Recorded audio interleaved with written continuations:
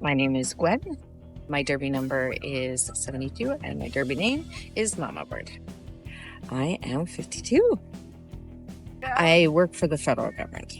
My Derby name came from the fact that I started playing Derby with my daughter, and her given name is Raven, and she'd chosen the Derby name Devil Bird. So I was really at a loss for what to do for a Derby name.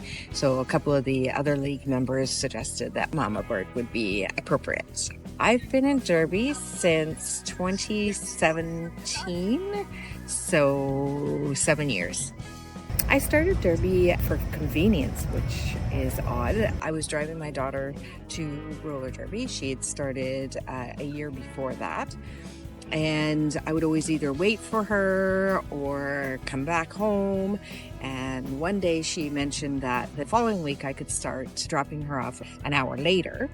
And I joked with her. I said, hey, it'd probably be easier if I just joined the crash course, and then, it would make travel times a lot easier. And she said, actually, yeah, why don't you? And so that's when I started. I started out just, this was kind of fun. It was something my daughter did. It was something we could kind of do together, but I didn't have aspirations of playing initially. After I finished the crash course and started level 1, things changed a little bit. I got into the whole atmosphere of it, watching games, seeing the higher levels compete, and then it just kind of came something, okay, well, it's just the next step and then the next step. So yeah, originally it wasn't my intention to play roller derby. It was just something fun to do with my daughter. I skated as a kid. It was a big thing to skate on Sundays. We would go to the local roller rink and just skate around, but it had been a long time before I started playing derby. Did it help, that previous experience? Initially, no, I don't know that it did. I felt very unstable on my skates. I thought, I couldn't possibly do this. Had Raven not been playing derby, and I'd actually convinced a workmate to join the crash course with me, had I not had that feeling of obligation towards them, I may have failed earlier because I didn't feel initially that I was very good on my skates. But after the initial couple of weeks, I do think that my prior skating did help. While playing, you get really into the game. And again, I would say I was kind of not a particularly good derby player, but I felt the team was very supportive and very positive and very encouraging. And it was always fun when you were playing, and if you were in the wrong position, one of your teammates would put you in the right position. And I have many memories of Bethany pushing me off the track and pulling me right back on the track. She was very good for that. The same with Baywatch as well, pushing you, pulling you where you needed to be, letting you know where you should be. I've done maybe 3 terms on the board as director of finance. So that was another way I could kind of give back to the league and help out. It was neat to see kind of how the board worked and how they made their decisions. So I did enjoy that time, but it's definitely a lot of work. On the track, primarily, I was a blocker. Anytime I did jam, it was because I was a pivot. My name is Kim. My derby name is The Real Kim Shady, and my pronouns are they, them. I am a skater, coach, referee, and director of skater development. So Gwen, in general, as a derby colleague, she's just so chill, and she's just such a lovely person to have around. She's just always positive, she's quiet, but then off to the side, she'll come out with these one-liners that crack me up. As a skater, she's very much the same way. Very chill, very happy to help you out, I'll go on the no-co line, I'll go on the low-co line. She's just happy to be there and happy to fill in and skate with her colleagues in any role. She's lovely. My name is Ben, and my derby name is currently Potato, Patat, or Coach Potato, depending on the situation. And my pronouns are she, her. I am a skater and a coach. I said something nice. Oh, about Gwen. Okay, yes. I like her. Describing Gwen as a blocker. Gwen's great because She's like real calm and she's really unassuming. Like if you watch her, I feel like if I were on the other team, I would feel like not intimidated by her. But then she's just like, if you're on the other team, she's in the wrong spot. But if you're on her team, she's just like in the right spot all the time. And she's really solid, but like you wouldn't necessarily expect her to be that strong by looking at her. She's like sneaky strong. And like, I don't know how she gets where she needs to be so quickly all the time, but she just like, she's a good person to have on the track. She gets to the right spot at the right time, and then she's really strong. But she's also like super calm on the track, so like you don't get all like, ah! when you're on the track with her, because she's just like there where you need her to be all the time. A couple of different coaches describe you as being calm. Oh. I tried to be calm. You feed off other people too. So I remember my first game, fortunate enough, it was my daughter's first game too. So we were both kind of nervous together. I think I was probably more nervous than she was. And I felt the whole game, as soon as, they call 5 seconds, you get super frazzled right away. But then it starts and then you're just into it. Some of the other teammates put me where I needed to be, pushed me where I needed to be. So maybe my second or third game, I got MVP blocker. And coincidentally, that game, my daughter ended up getting MVP jammer. And the other team, which had voted for that, didn't realize that we were other daughters. So that was kind of a fun moment that we had together. Any things that you feel like you do differently than perhaps your younger teammates when you were playing? I was kind of like a mediocre player. I wouldn't push myself. The younger teammates, they would do things I wouldn't even attempt, mostly because I was like, I was a little nervous, so I wouldn't be afraid to do it. And speaking of being nervous, how did you manage that? Definitely less nervous over time. That first season, you always got the butterflies before games. That was a neat way to get hyped up for the game. But after a while, it definitely lasted. My very last game, I played a low contact game this past June. And originally I hadn't played a game for like 9 months, and I was kind of on the fence, but then this opportunity to play low contact came, and I thought, you know what, let's try it one more time, and it was a lot of fun to play. Game, how do you feel? Nervous? How many penalties are you gonna get? How many penalties? Maybe 3? I don't know.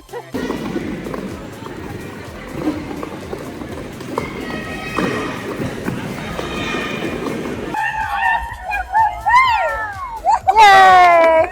You live to tell the tale! We forgot it was your first game. That's how well you did. How many penalties did you get? This one! It was the right time. It felt right. I accomplished what I wanted to accomplish, so it didn't feel like it was something that I kind of needed to continue at the full contact level. I also do have a little bit of concern of, being older and getting injured. How did you get started reffing? Well, I didn't want to step away from the game entirely. I quite enjoy it, and so I thought reffing would be a good segue into still being able to go to a game, still being able to just be a part of it and kind of give back a bit. So I felt would be a natural segue. I had done some NSO positions, and I had just mentioned to a couple of our league mates that I'd be interested in that. And so they really helped and showed me what to do. What are some minimum skills you need to have to be a ref? Skating forward, at speed, crossovers, skating backwards. If you are the front OPR should, for the most part, be skating backwards. You do have to be agile. We have a ref lane, but it's inside the crash zone. So you do often have players coming out of the track towards you. So you do have to be aware you might get hit. So every once in a while, I've had a game where a player's come all the way right out and landed at my feet. As a ref, she's great. She keeps her cool. So as a ref, it's really important to stay calm, assess the situation going on around you. Don't get worked up. Kim has said you're very calm as a ref. Yeah. Maybe sometimes because I'm not quite sure what's going on. It's hard when you're reffing a game against your friends, but you always sort of have to have this no fun ref face on when inside you're like, that was a really good hit. And Gwyn just has this like calm aura of peace all the time. So I feel like reffing probably is a thing that comes naturally to her. It can be super hard. It really depends on who your head ref is, like how neutral they require. But in general, yes, while you're reffing, 100% you are neutral. It's more difficult before and after the match. If you're wearing the stripes, you still have to remain neutral, even before a game, into the intermission, if you're skating around. Actually, during the game, it's not that hard because you're looking at the players as parts rather than people. So you're looking at their feet, at their hips, at their arms. So you're not necessarily distinguishing that's my teammate. I'm more conscious of the people around me. If they're doing something they shouldn't be, myself, definitely for forearm penalties, I'm paying much more attention. And back blocks, that's another one that I think now, having been a ref and as a player, I do pay more attention to that. So. And can you talk about the time when you were playing a no-co and you called yourself out on a penalty? Do you remember that? What did I do? I don't remember the penalty. I just remember you sending yourself to the box. And it was really funny. Oh, yeah. Yeah, the picture that you have of me sitting in the box. So yeah, that penalty that I got, I was playing. I might have been coaching that practice as well. We were doing like a no-co scrimmage, and I find it very hard to play no contact because I've only ever trained in full contact. No contact is very hard for me.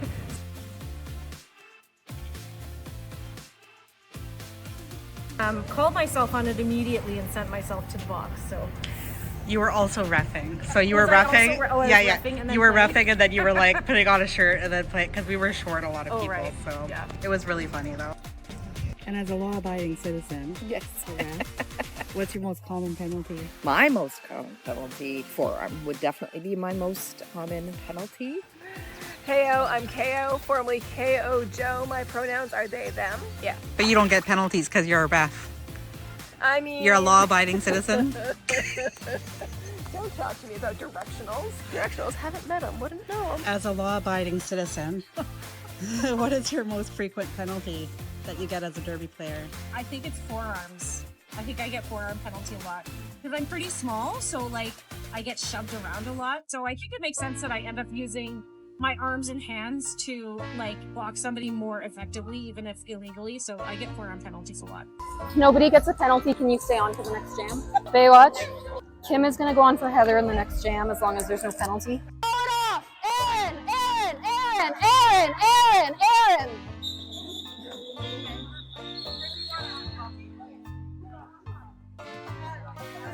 Kim is staying on anyway. I didn't mean you had to stay on this way, but it's fine. When I was playing low contact, first I think low contact game, it was excessive force because I was used to playing full contact. So.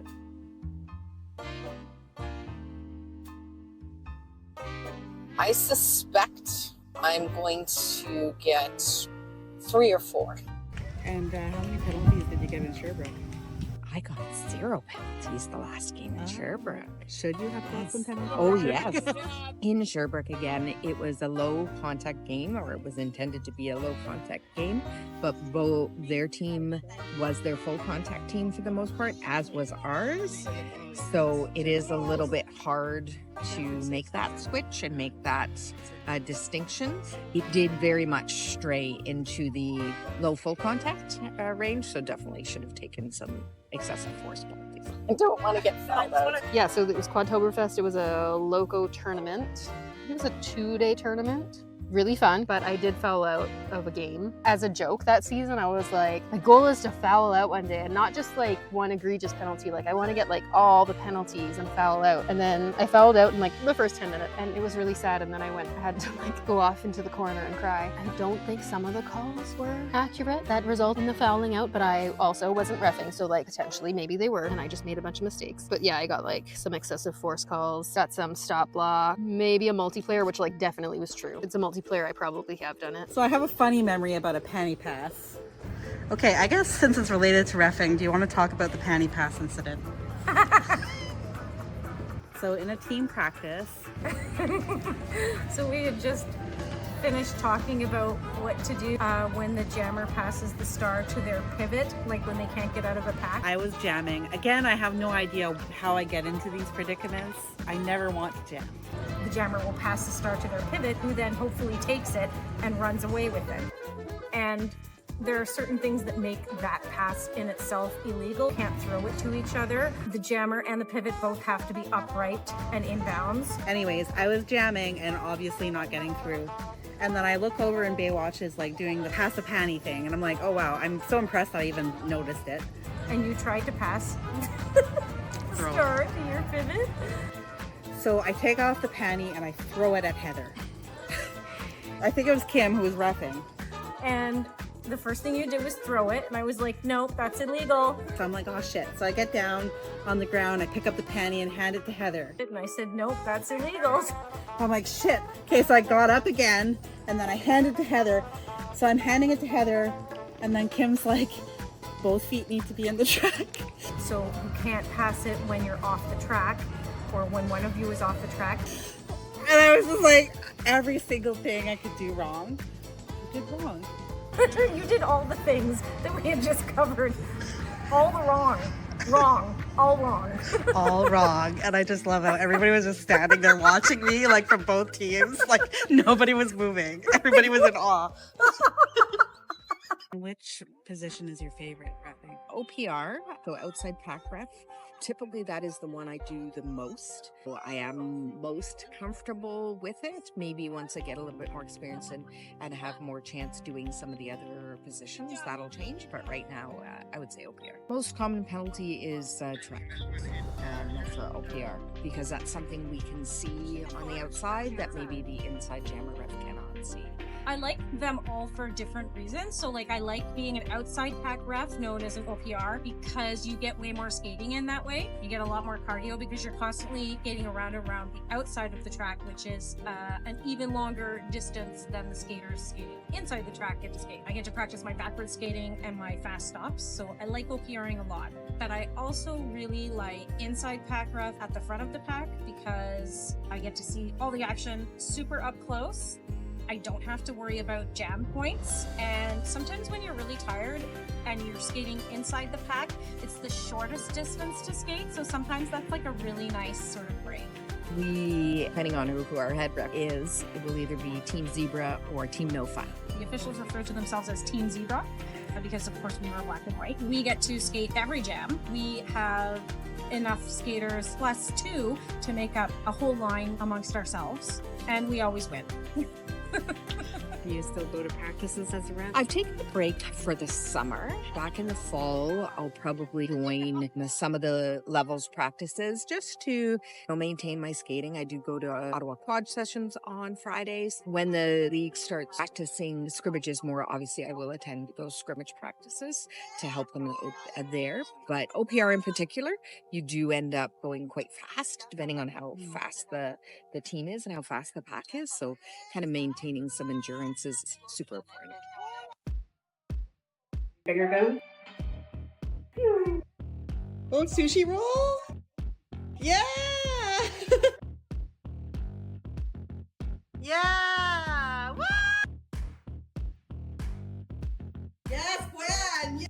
I don't know why I started. It was just like, it seemed, I was watching you post and some other people post. I'm like, hey, that looks like fun.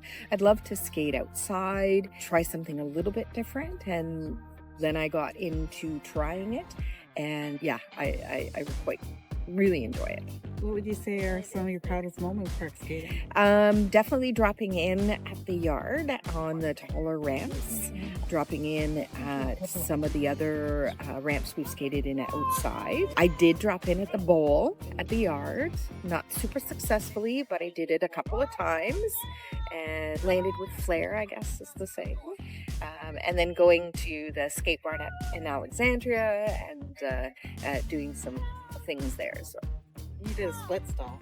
I did a split stall, not entirely on purpose, but without injury. So Yeah, I was really impressed with your flexibility, to be honest.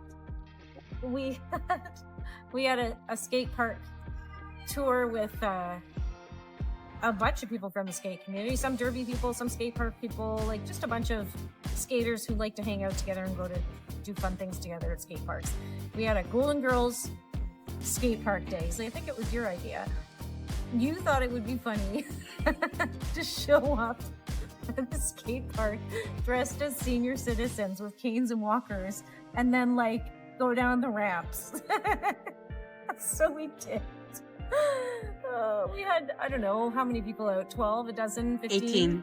Huh? 18. 18 people out. In wigs and like old lady dresses and like suspenders and bow ties and like, oh man. I think you won. Your outfit was impeccable. But also like the fake derby match was also really fake funny. derby match yeah. with the canes. Yeah. And that was the day I dropped back in after my injury, and I was, oh man, I was so proud of myself because I was so scared. Are you in real life? I'm actually 53. Woohoo! Yes! Probably the oldest, maybe? Oh. Do I break a record? Gwen, Get a lollipop? Gwen, how old are you again? How old are you again? 52. 53! Woo! Awesome. You win! Are you in real life, Goddess? Real life, I'm 52. So my name is Angel, and my derby name is Poison, and my pronouns are she, they. Right now I play with Ottawa Roller Derby. So I've been playing derby for almost 13 years. Yeah, I'm 53, so I tell people like, oh, you park skate? I'm like, yes, and I have no business doing that at my age. I just really don't. I started park skating right before the pandemic. I only went a couple times kind of thing. Realized I'm like, oh, I really like this too. To like scary things for some reason. And but I've been doing a lot of it the last year because I kind of took a break from derby for the past year. My son passed away in October, so I just kind of took a step back from everything. And the only thing that really kept me going was park skating because it scared the crap out of me. So it was just like when I was park skating and it was scaring the crap out of me, I wasn't thinking about anything else, right? So park skating, honestly, I'll just keep doing it.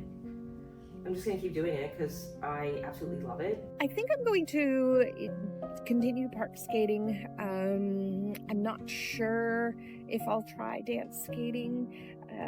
You know, I do a couple of little things at OQS, but at the moment it's not, it kind of grabbed my attention. I'm still going to be using skating as a kind of fun little exercise, fun thing to do outside the house. But yeah, I think I'll continue park skating, maybe do some trail skating, which I haven't done at all this year. So. Yes, I definitely find it a little bit more difficult. There was always that incentive to go to practice. It was twice a week. I really enjoyed the off-skate workouts, particularly when Emily or Ven ran those off skates. I hated them a little bit at the time, but I really did enjoy it. It really did help.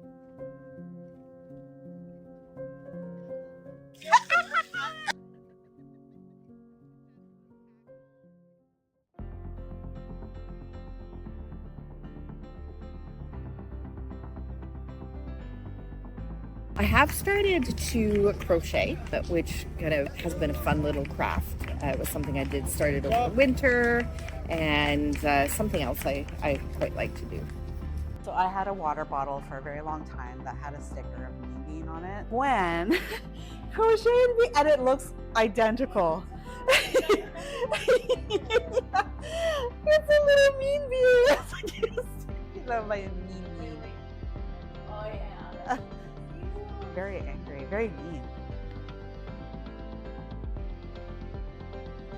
I think maybe a loft aspiration would be certified as a WFTDA ref, but I'm learning every single game. Every head ref has been, and every other ref I've worked with has been very helpful, very understanding, very patient, learning different rules, discussing every penalties. They're very open to answering your questions, so I've learned a lot.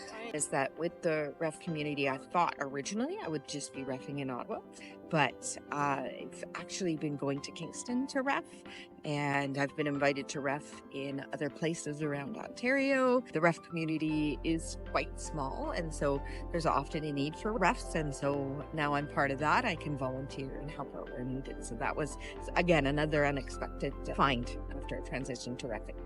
What did you feel that you got out of roller derby? Meeting new people, different people that I never would have met, making different friendships. Just a fun activity to do. Really enjoyed skating with a lot of different people, super positive.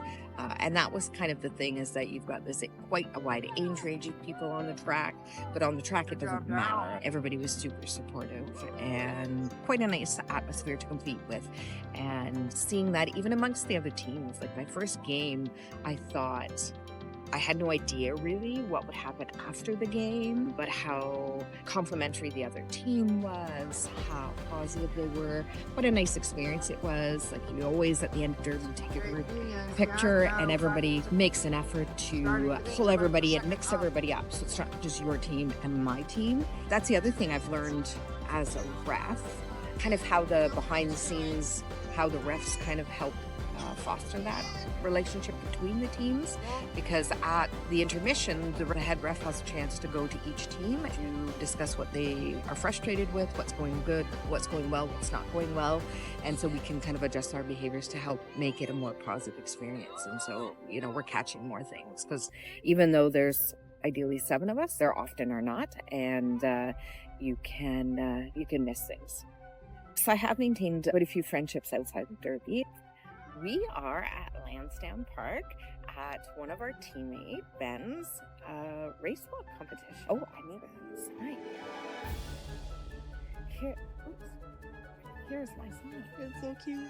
I'm not very artistic. That's adorable. I love the little headband of potato. Go potato! Woo! Little flag. What motivates me to continue repping, even though I have a really busy schedule, is I really like it. I like the cardio and the extra skate time that I get. I'm still a big nerd for like the rules, and usually the schedule works out. I end up reffing a lot of games where the league will be holding 2 games, so I'll end up playing one of them, and then since I'm there and I have my stuff anyway, I usually end up reffing the next one. That's like tiring, but it's really good for my stamina.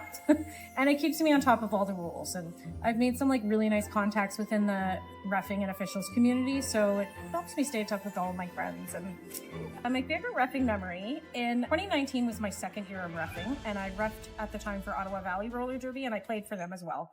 And the officials community that year decided to, because we had several new refs and they really wanted to sort of increase the appeal of reffing for everybody and encourage skaters who were thinking about reffing to, you know, pick it up. And what they did was they decided to give an award to one of the new refs in the community. So all season long, they sort of watched all the new refs, and they ended up giving it to me. And it was just sort of you came out for a whole lot of games, you learned a bunch of stuff, you were a team player, and you did an awesome job. That was a good moment for me. I felt appreciated and seen.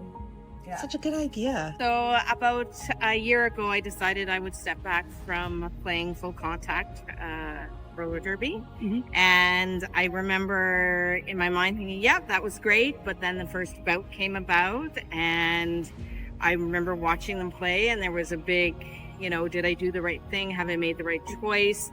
I could still play, and that was difficult. It was difficult to watch and to accept, and I wasn't going out with, it wasn't like an injury had taken me out or anything else. It was my own decision, so I really, really had some self-doubt as to, was that the right decision? So you just played the game, a low contact game, and you don't feel like you want to go back. I think you told me that already, right? No, and the best way I can describe it is, like, before a bout, you're like super excited, and then after you've played the bout, you get that, oh my gosh, I can't wait to do that again. I loved it. It was great. It was amazing. This time I was super excited before, I was happy after, but I was missing that, oh, I can't wait to do that again.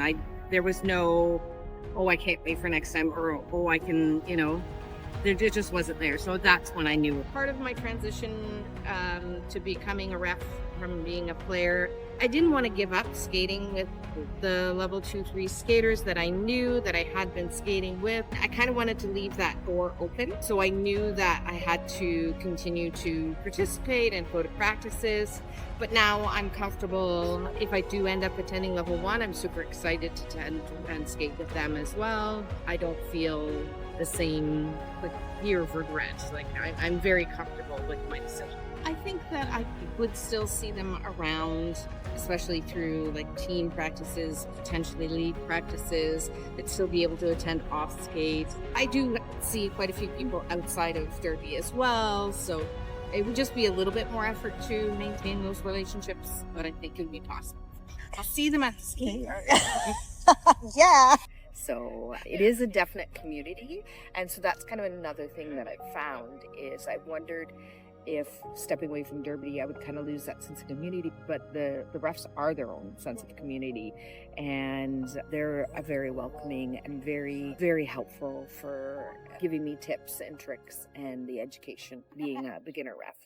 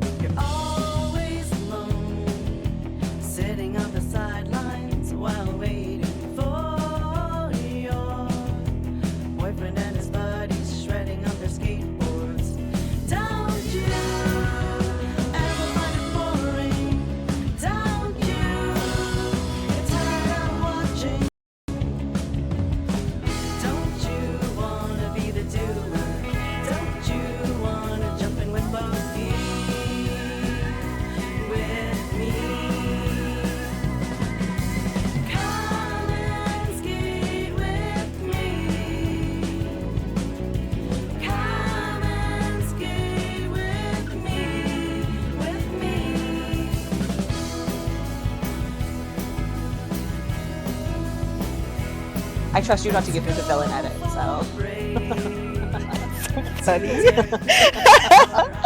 I won't give you the. My other people maybe, but not you. Not just kidding. Derby number is 1870.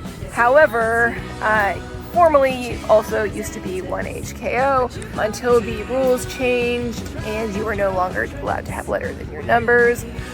Suck it, refs. I want my number back, but I don't really mean it because I'm also a ref too, so I don't want to suck nothing.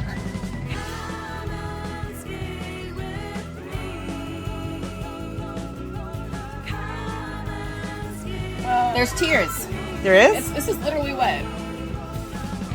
Gwen, why? Why did you make Salem cry? I used your real name. I love that you're explaining roller derby to the ref.